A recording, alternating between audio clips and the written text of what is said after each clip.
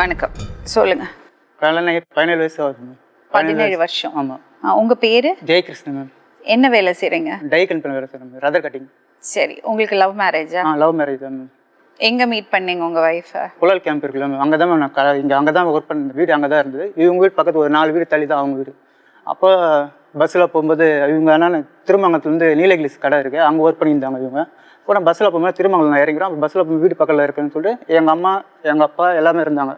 அப்போ எங்கள் அப்பாட்ட காமிச்சேன், இவ தான் உங்கள் மருமகப்பா அப்படி காமிச்சேன். அப்போவே அவர் என்ன உன் இன்ஸ்டா பண்ணு சொல்லிட்டாரு. சரி சார் சொல்லி எங்கள் அப்பா செத்தாரு. செத்தது கூட நான் நிற்கல மேம்.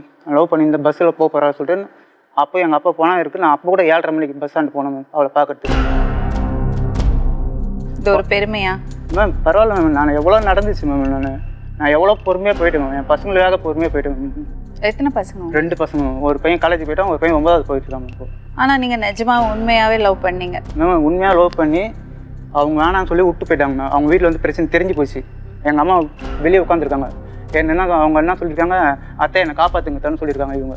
எங்கள் அம்மா என்ன கையும் உள்ள காலம் உள்ள சைக்கிளை பிடிச்சி என் மருமகளை எங்கே கூட்டு போகிற சொல்லிட்டு பிடிச்சி பின்னாடி கட்டி பிடிச்சிட்டாங்க. அப்போ நான் வேலை செஞ்சுருந்தேன். நானே அண்ணன் தம்பி எல்லாம் வேலை செஞ்சுருந்தேன். ஃபோன் பண்ணி வர வச்சுட்டாங்க எங்கள் அம்மா. சீக்கிரம் வாடான்னு சொல்லி வர வச்சுட்டாங்க.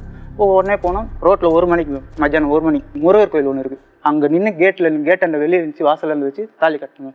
யாருமே இல்லை. அவங்க அம்மா என்ன சொன்னாங்க, கட்டின துணியோட தான் அமிச்சாங்க. போட்டிருந்தா சைன் ஒன்று போட்டிருந்தா அதுவும் கழட்டிட்டு வெறும் பிறந்தோ எப்படி இருந்தாலும் அதேமாதிரி வெறும் இதில் தான் அமிச்சாங்க. நான் மாதம் என் பசங்களுக்கு காலேஜ் சேர்க்கணுங்க, ஃபீஸ் கட்டணுங்க சொல்லிட்டு நான் மாதம் ஒரு 2,500 3,000 மாதம் கொடுத்துருந்தோம். பசங்க ஃபீஸ் கேட்க இருக்கட்டும், காலேஜ் சேர்க்கும்போது தேவைப்படும், இருந்த வேலைக்கு சொல்லிட்டு நீ போட்டு பேங்க்கில் போட்டு வச்சுக்கோ அடிச்சு கொடுத்து 3 வருஷமாக கொடுத்துருந்தோம். யாருக்கு? ஒய்ஃப் கிட்ட கொடுத்துருந்துச்சு பேங்க்கில் போடுறதுக்காக, பசங்க படிப்புக்காக. அது இல்லாமல் ஒரு நகை இல்லாமல் வந்தா எல்லா நகையும் நான் வாங்கி கொடுத்தேன் இவளுக்கு. 7.5 சவர்கிட்ட கழுத்தில் போட்டுக்க தாலி செயின், அது 2 சவரம். என் பையனுக்கு காலேஜ் போகணும் சைன் வேணும்னு சொல்லிட்டு 3 சைன் என் ஒய்ஃபுக்கு ஒரு சைனு, இவனுக்கு சைனு, இன்னொரு சைன், 3 சைனு அதுவும் வாங்கி வச்சிடும். மோதிரம் இது எல்லாமே நான் சேட்டுகளில் வச்சு மாதம் 1,500 2,000 சீட்டு கட்டி ஒரு பொருளைகளுக்கு வாங்கி கொடுத்துங்க. அவங்க படிச்சிருக்காங்க? அவங்க படிச்சிருக்காங்க. என்ன படிச்சிருக்காங்க? 10th வரைக்கும் படிச்சிருக்காங்க. இங்கிலீஷ் எல்லாம் எழுதுவாங்க, எல்லாம் தெரியும். நீங்கள் என்ன படிச்சிருக்கீங்க? நான் படிச்சிருக்கேன் ஒரு 7வது அவ்வளோதான் படிச்சிருக்கேன். எனக்கு படிப்பு அவ்வளோ வரல சொல்லிட்டு நான் நின்றுட்டேன் நான். அப்போருந்து வேலைக்கு போக ஆரம்பிச்சேன். எனக்கு கூட ட்ரெஸ் இல்லாமல் அவங்களுக்கு ட்ரெஸ்ஸு, என் பொண்ணாட்டுக்கு ட்ரெஸ் மாதம் சுடிதார்லேருந்து எல்லாமே எடுத்து கொடுப்போம் நான். அவங்க பாசமாக இருந்தாங்களா? உள்ள பாசமாக இருக்காது, வெளியே சும்மா பாசமாக நடிப்பு.